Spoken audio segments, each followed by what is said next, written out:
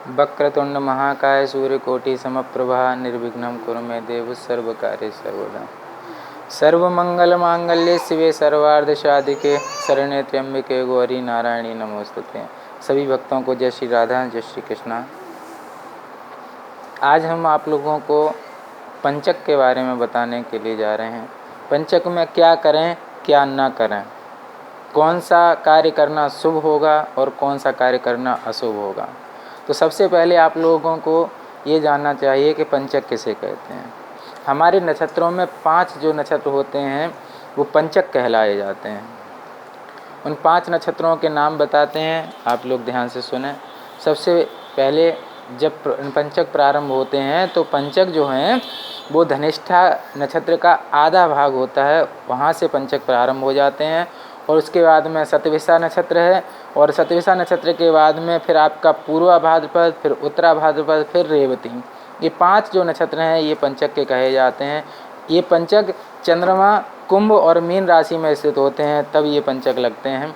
और उसके बाद में क्या करें, क्या निषेध है, क्या नहीं निषेध है, इसके लिए हम आपको बताते हैं। क्योंकि समाज में बहुत सारी विकृतियाँ हैं, बहुत सारे लोग इसको समझ नहीं पाते हैं, तो थोड़े हम आपको इनके बारे में बताते हैं क्या करना चाहिए तो और क्या नहीं करना चाहिए। क्या नहीं करना चाहिए वो हम आपको पहले बताते हैं, क्योंकि पंचक में किसी का दाह संस्कार इत्यादि नहीं होता है, और अगर दाह संस्कार किया जाता है तो उसकी रीति के हिसाब से किया जाता है। अगर पंचक लगे हुए हैं तो 5 पुतले उसके बना करके उस मृत प्राणी के शरीर के साथ में उसका दाह संस्कार करना चाहिए, और वैसे ही रीति और रिवाज के साथ में उसको करना चाहिए।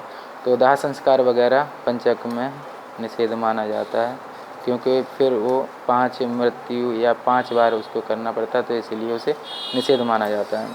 उसके बाद मकान इत्यादि है, मकान की छत को नहीं डलाना चाहिए पंचक में।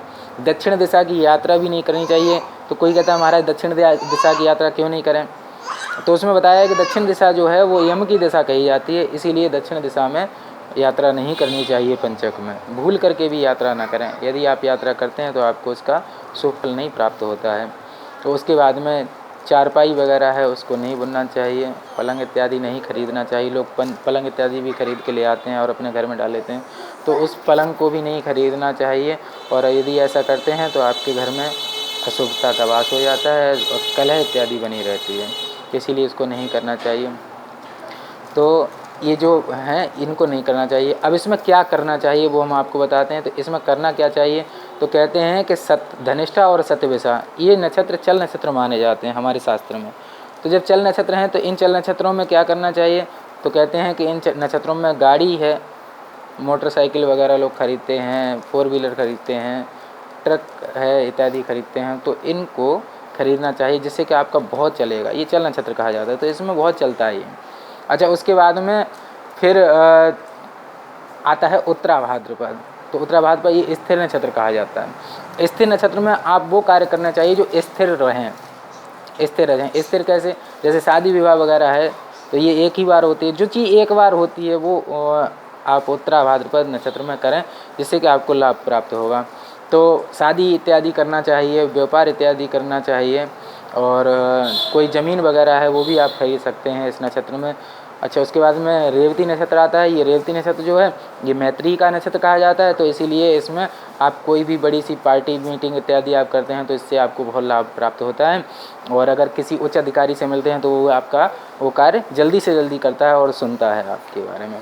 अच्छा, उसके बाद में आप कपड़े का व्यापार करना चाहते हैं तो आप रेवती नक्षत्र में यदि आप कपड़े का व्यापार करते हैं तो आपको बहुत अच्छा लाभ प्राप्त होगा। इसके बाद में आप कोई भी धार्मिक कार्य करना चाहते हैं, जैसे कथा है, भागवत है, देवी भागवत है, या कोई भी कथाएं हैं, सत्यनारायण कथा ही मान लीजिए, सत्यनारायण कथा भी आप यदि आप घर में करवाते हैं तो आपको बहुत लाभ की प्राप्ति होती है। और उसके बाद में यदि आप धनिष्ठा नक्षत्र से लेकर के रेवती नक्षत्र तक आप यदि अपने घर में किसी भी प्रकार से कोई भी कलह यदि आपके घर में है तो आप सत्यनारायण भगवान की कथा कराते हैं तो आपके घर में बहुत ही शुभता का वास हो जाता है। लक्ष्मी स्थिर बनी रहती है उस घर में, कभी भी वो लक्ष्मी फिर वहाँ से जाती नहीं है। यदि आप हर पंचक में और पंचक के समय में अगर आप हर महीने यदि कथा करते हैं तो भी आपको बहुत लाभ की प्राप्ति होती है, और धन धान्य की वृद्धि होती है, लक्ष्मी का वास रहता है, व्यापार में वृद्धि होती है, और अनेक अनेक कार्य आपके बनते रहते हैं। और यदि आप भगवान शंकर का अभिषेक करते हैं तो आपके घर में जो भी कोई रोगी हो तो वो रोग से मुक्त हो जाता है। और उसके बाद में अगर ये त्रयोदशी के समय में पड़ता है तो आप अगर दूध से अभिषेक करते हैं भगवान शंकर का तो भी आपको बहुत लाभ की प्राप्ति होती है। तो उम्मीद करता हूँ आपको ये हमारी वीडियो अच्छी लगी होगी, तो आप इसे शेयर और लाइक कीजिए। और यदि आप हमसे कोई भी प्रश्न पूछना चाहते हैं तो आप हमारे इस चैनल को सब्सक्राइब कीजिए और इसमें आपको नंबर मिलेगा, तो आप उस नंबर से हमसे बात कर सकते हैं, संपर्क कर सकते हैं। जय श्री राधे, जय श्री कृष्ण।